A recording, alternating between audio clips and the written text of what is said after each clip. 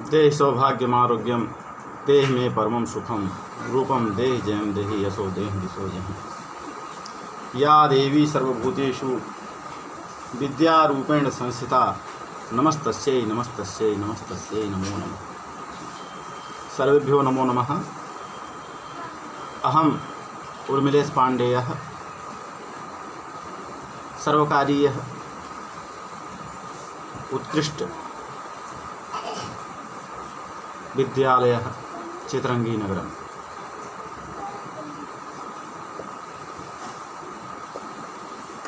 अहम अद्य नवमकक्षायाः दशमकक्षायाः एकादश एवं द्वादशकक्षायाः छात्राणां कृते संस्कृत व्याकरणस्य अथवा संस्कृत प्रवेशिकायाः एकं लघु पाठ्यक्रमं स्वीकृत्य उपस्थितोऽस्मि। छात्राणां प्रथमकक्षायां जून मासे यदा वयं विद्यालये आगच्छामः तदा तो प्रथमे कालांशे संस्कृत प्रवेशिकायाः प्रथमं सोपानं किमस्ति तस्मिन् विषये चर्चा भवति। वयं तु प्रतिदिनं पाठं पठितवन्तः, परन्तु अद्य पाठं परित्यज्य कानिचन संस्कृत व्याकरणस्य उदाहरणानि केचन नियमाः स्वीकृत्य अहम् आगतवान् अस्मि। अस्तु, छात्राणां सम्यक्तया सुखबोधाय अहम् अद्य स्वनियमान् परित्यज्य संस्कृतभाषायां न वच्मि, हिन्द्यां वच्मि। कथम्? अतः छात्राः सम्यक्तया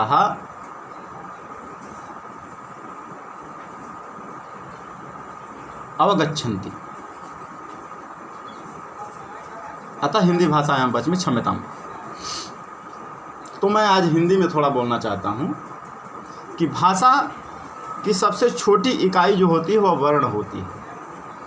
प्रथम कक्षा में जब हम लोग 6वीं 7वीं 8वीं में पढ़े हैं, 9वीं 10वीं 11वीं फिर वही बात पढ़ना है। तो क्यों पढ़ना है? क्योंकि हम लोग इस कोरोना काल में 7-8 महीने से शिक्षक से दूर हैं, कक्षा से दूर हैं, विद्यालय से दूर हैं। तो पाठ तो हम लोग डेली ऑनलाइन पढ़ रहे हैं, हम लोग डेली कार्य कर रहे हैं, लेकिन सबसे पहले संस्कृत व्याकरण का जो संस्कृत प्रवेशिका का पहला सोपान है वर्ण से शुरू करते हैं। तो हुआ क्या, महर्षि पाणिनि जी एक बार भगवान शंकर जी की प्रार्थना किए, तपस्या किए। भगवान शंकर प्रकट होते हैं और प्रकट होने के बाद उन्होंने नृत्य किया। देखिए, नृत्य और नृत्य अलग अलग है, क्योंकि वहाँ पे एक श्लोक लिखा हुआ है, नृत्यावसाने नटराज राजो ननाद ढक्काम नव पंचवारम उद्धर तु कामः सनकादि सिद्धा नेतद विमर्शे शिवसूत्र जालो। तो नृत्यावसाने क्यों नहीं लिखे, नृत्यावसाने लिखा हुआ है। तो भगवान शंकर जब प्रसन्न होकर के प्रसन्न मुद्रा में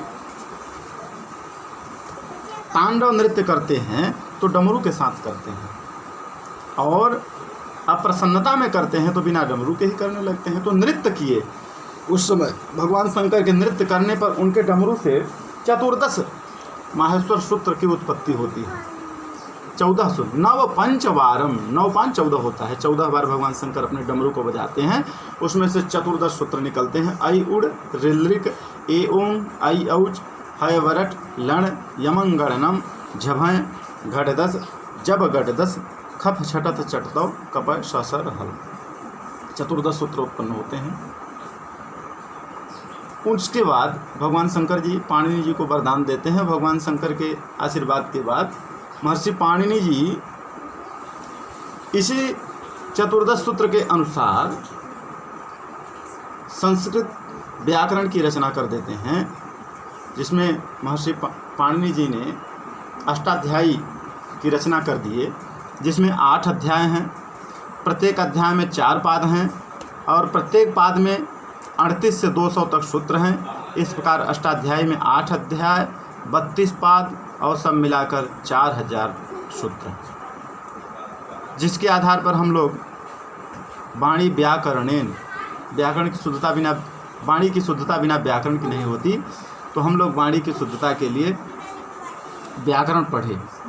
तो अब बात आती है ऐ उण ऋ ऋ जो ये 14 सूत्र हैं उसके आधार पर पाणिनि जी ने लिखा, लेकिन ये 14 सूत्रों की आवश्यकता कहाँ पे पड़ती है, तो उसको हम लोगों ने प्रत्याहार बनाने के लिए पढ़ा। ध्यान दीजिए, प्रत्याहार मतलब प्रतीयते विधीयते शब्दाहनेनित प्रत्याहार है, जिसके द्वारा शब्द का ज्ञान होता है।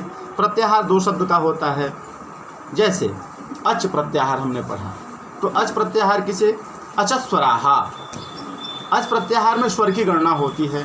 अब स्वर कितने, जो हमारे देवनागरी लिपि में ऋ ऋ सहित 14 स्वर हैं, तो और 33 व्यंजन हैं कुल मिलाकर के। तो अ ई उ ऋ ऋ, अच प्रत्याहार में अ ई उ ऋ ऋ ए ओ ऐ औ, ये क्या हो गए, स्वर हो गए। और व्यंजन 33 व्यंजन हो जाते हैं। कु चू टू तू पू, क से पवर्ग तक, कवर्ग पवर्ग कवर्ग चवर्ग टवर्ग तवर्ग पवर्ग और यश, तो ये व्यंजन हो जाते हैं, 33 व्यंजन हो जाते हैं, इनकी उत्पत्ति होती है। तो वर्ण विन्यास में हम लोग स्वर और व्यंजन को पढ़े। इसके बाद आता है देखिए प्रत्याहार। तो प्रत्याहार के माध्यम से हम लोग संधि जब पढ़ते हैं तो प्रत्याहार, जैसे इको अणज, इक प्रत्याहार, ई उ ऋ ऋ में कौन कौन से आते हैं, तो ये जो महर्षि पाणिनि जी ने 14 सूत्र लिखा उसमें हम प्रत्याहार बनाते हैं। उस प्रत्याहार के माध्यम से छोटे से शब्द में पूरे शब्दों को समाहित करके प्रत्याहार के माध्यम से पूरे शब्दों का ज्ञान हो जाता है। अब बात आती है कक्षा 9, 10, 11, 12 पूरे छात्रों के लिए आज का मैं वीडियो शेयर करना चाह रहा हूँ। संस्कृत में 3 वचन होते हैं, 3 लिंग होते हैं और 3 पुरुष होते हैं। तो वचन कौन कौन, एक वचन, द्विवचन, बहुवचन। एक वचन मतलब, वचन मतलब होता है बदलाना। तो एक वचन एक, किसी एक को बताता हो, जैसे एक लड़का है, एक वचन हो गया। द्विवचन 2 लड़का है। बहुवचन बहुत ढेर सारे बच्चे हैं, 2 से थोड़ा सा भी अधिक हुआ, 3 आया, बहुवचन हो गया। तो वचन 3 होते हैं। लिंग भी 3 होता है, पुल्लिंग, स्त्रीलिंग, नपुंसकलिंग। पुल्लिंग जहाँ पुरुष का ज्ञान होता हो, राम पुरुष हो गया। स्त्रीलिंग जहाँ स्त्री का ज्ञान होता हो, रमा किसी बालिका का नाम। पुल्लिंग किसी पुरुष का ज्ञान हो और स्त्रीलिंग किसी स्त्री का ज्ञान हो, रमा बालिका। इसके बाद तीसरा थर्ड जेंडर आता है नपुंसकलिंग। नपुंसकलिंग में पुस्तक का फल का रूप चलता है, पुस्तकम पुस्तके पुस्तकानि फलम फले फलानि, 3 लिंग हो गए। तीसरा आता है पुरुष। महत्वपूर्ण बात यह है, हम लोग उलझ जाते हैं, पुरुष ही पहचान नहीं पाते। पुरुष किसे कहते हैं, पुरुष कितने होते हैं, तो पुरुष 3 होते हैं, प्रथम पुरुष, मध्यम पुरुष और उत्तम पुरुष। तो अब इसको प्रथम, मध्यम, उत्तम को हम सीधे विपरीत दिशा में पढ़ना शुरू करते हैं। उत्तम पुरुष, उत्तम किसे कहते हैं, मैं उत्तम, तुम मध्यम। तो मैं, इसमें भी एक वचन, द्विवचन, बहुवचन मैंने पहले ही वचन में बदला दिया। तो प्रथम, मध्यम, उत्तम में मैं एक वचन उत्तम पुरुष का, हम दोनों 2 वचन उत्तम पुरुष के, हम सब बहुवचन ये उत्तम पुरुष के। मध्यम होता है तुम, एक वचन, तुम दोनों 2 वचन, तुम सब बहुवचन। इन 6 के अलावा मित्रों जो शेष बचता है वो सब प्रथम पुरुष में चला जाता है।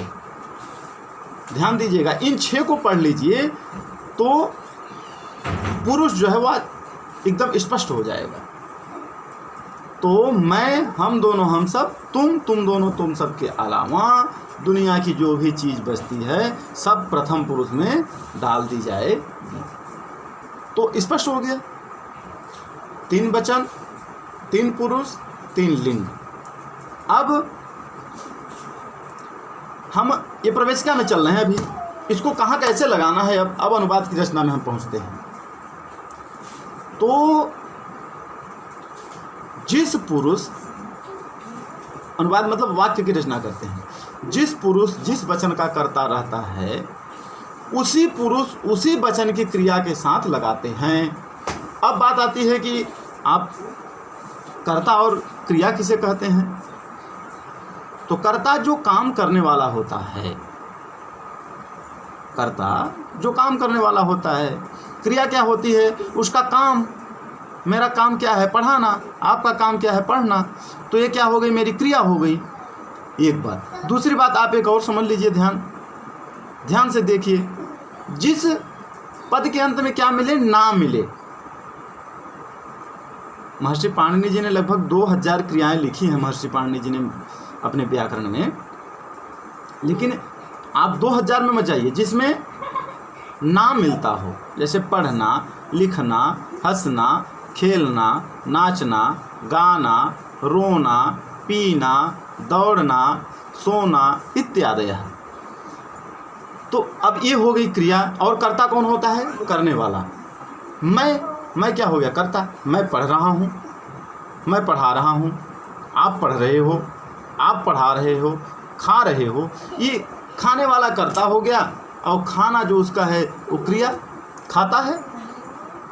तो कर्ता, अब देखिए, एक वचन, द्विवचन, बहुवचन, प्रथम पुरुष, मध्यम पुरुष, उत्तम पुरुष, तीनों पुरुषों को हम लेंगे।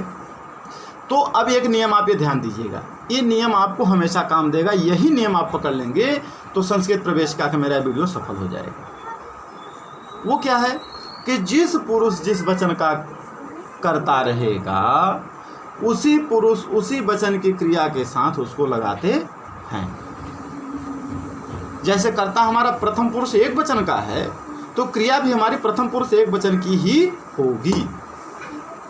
सह हो गया। अब देखिए, मैं बताया कि तुम दोनों, तुम सब, मैं, हम दोनों, हम सब के अलावा जो बचता है सब प्रथम पुरुष में चला जाता है। मैं हो गया, मैं की संस्कृत क्या होती है, अहम। हम दोनों की आवाम, हम सब की वयम। तुम की क्या होती है, तुम दोनों की युवाम, तुम सब की यूयम। इसके बाद प्रथम में क्या करेंगे, वह, सह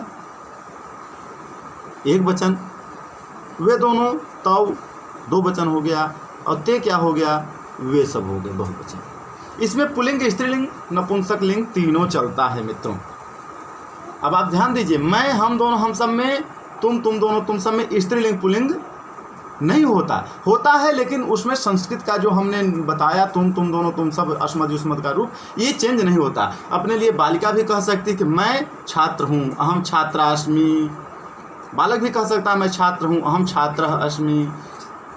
मध्यम पुरुष में भी कह सकते हैं त्वम बालकः असि, तुम बालक हो, त्वम बालिका असि, तुम बालिका हो।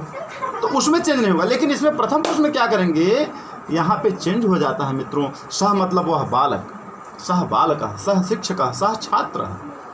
लेकिन स्त्रीलिंग में क्या करेंगे, सा बालिका, वह लड़की, साते ता बनता है वहाँ, और सह तौते बनता है, नपुंसक लिंग में बनता है तत् ते तान। तो सह बालकः करेंगे पुल्लिंग में, सा बालिका करेंगे स्त्रीलिंग में, तत्फलम करेंगे नपुंसक लिंग में। ध्यान दीजिएगा, तो उसमें तीनों लिंग होगा। लेकिन इसमें बालिका भी अहम, बालकः भी अहम, बालिका भी त्वम, बालकः भी त्वम। समझ आ गया। तो ये हो गया। अब जिस पुरुष जिस वचन का कर्ता होगा उसी पुरुष उसी वचन की क्रिया के साथ लगा देंगे। जब आप पुस्तक में देखेंगे कक्षा 10वीं, तो पीछे आप जब खोलेंगे तो उसमें लिखा हुआ है धातु में, 9, 10, 11, 12 पूरे कक्षाओं में लिखा हुआ है। इस साल तो जो पुस्तकें चेंज हुई हैं उसमें भी पीछे कक्षा 9वीं में नहीं लिखा हुआ है, सेम उसी में। उसके लिए व्याकरण बीथी एक पुस्तक आई है, उसमें धातुएँ लिखी हुई हैं, आप भटकिएगा नहीं। तो कक्षा 9वीं में 2 पुस्तकें मिलेंगी, संस्कृत की, तो शेमुषी और व्याकरण भी थी, तो उसमें लिखे हुए हैं, धातु रूप लिखे हुए हैं। तो अब हमारा प्रथम पुरुष का यदि करता है तो प्रथम पुरुष की क्रिया लगेगी। पीछे पुस्तक में विद्वानों ने लिखा है चार्ट बना करके, प्रथम पुरुष एक वचन द्विवचन बहुवचन, मध्यम पुरुष एक वचन द्विवचन बहुवचन, उत्तम पुरुष एक वचन द्विवचन बहुवचन। अब क्या लिखा, प्रथम पुरुष में लिखा पठति पठतः पठन्ति, मध्यम पुरुष में लिखा पठसि पठथः पठथ, उत्तम पुरुष में लिखा पठामि पठावः पठः। उसी तरह से कि हम चार्ट बना देते हैं, उन्हीं क्रियाओं के साथ हम इसको लगा दे रहे हैं। ध्यान दीजिए, पठति हो गया तो क्या कर देंगे, पठत के साथ सह लगा दीजिए, सह पठति वह पढ़ता है, पठता के साथ तव लगा दीजिए, पठंत के साथ ते लगा दीजिए, पठस के साथ त्वम लगा दीजिए, पठता के साथ युवाम लगा दीजिए, पठथ के साथ यूयम लगा दीजिए, पठाम के साथ अहम लगा दीजिए, फिर आवाम लगा दीजिए और फिर वयम लगा दीजिए। आई बात। तो ये हो गया, देखिए जिस पुरुष जिस वचन का करता उसी पुरुष उसी वचन की क्रिया के साथ लगा देते हैं। इसके बाद ये हमारा एक सामान्य 2 पद वाले वाक्य बन गए, वह पढ़ता है वह जाता है। अब बात आती है कि आप एक धातु रूप याद करिए। मेरा निवेदन है, इस वीडियो के माध्यम से मैं पूरे छात्रों को, अपने ज़िले के पूरे संस्कृत छात्रों को मैं निवेदन करना चाहूँगा कि आप सिर्फ एक धातु रूप याद करिए। देखिए अब आप यहाँ ध्यान दे दीजिए, धातुएं भी 3 प्रकार की होती हैं, परस्मय पद, आत्मनेय पद, उभय पद। तो परस्मय पद की एक धातु याद करिए, आत्मनेय पद की एक धातु याद करिए, उभय पद की एक याद कर लीजिए।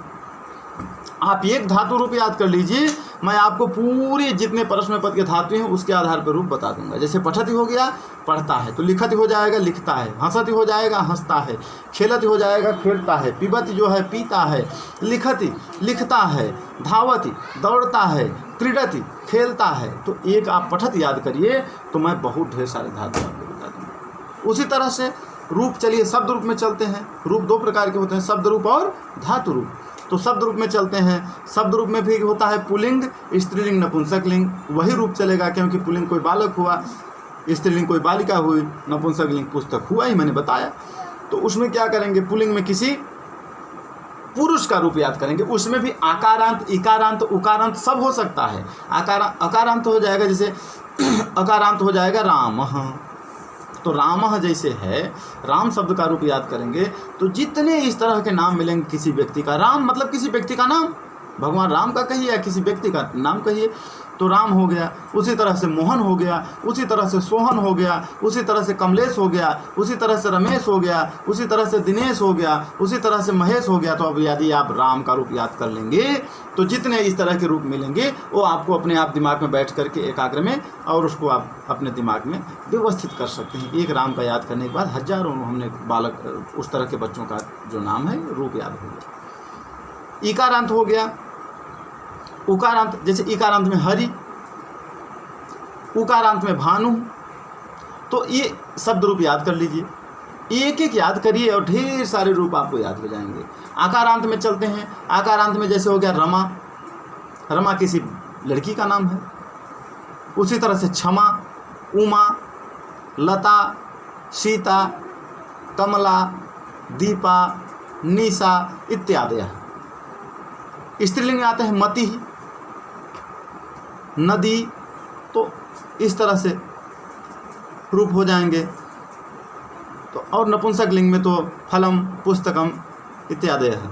तो अब रूप भी 2 प्रकार के, शब्द रूप और धातु रूप। तो एक एक रूप आप याद कर लीजिए। एक शब्द रूप याद करिए, एक धातु रूप, लेकिन वो आकारांत, इकारांत, उकारांत याद करिए। इसमें परस्मय पद, आत्मनेय पद, उभय पद याद कर लीजिए।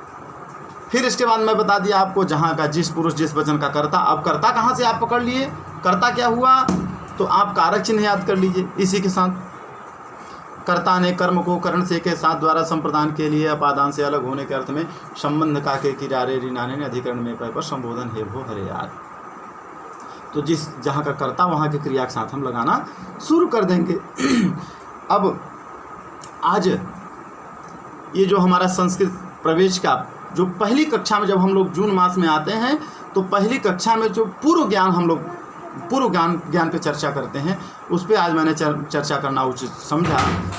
तो बहुत पाठ हम लोगों ने पढ़ा, 12 पाठ 13 पाठ तक 14 पाठ तक हम लोगों ने संस्कृत में पढ़ रखा है। 10वीं में 9वीं में तो 12 पाठ ही हैं। इस वर्ष तो हमने 5 6 7 पाठ तक शेयर किया वीडियो आप लोगों के सामने। तो इसमें जो है आप इस वीडियो को देखिए। इसमें ये जो हमारा प्रारंभिक ज्ञान है वर्ण से शुरू हुआ।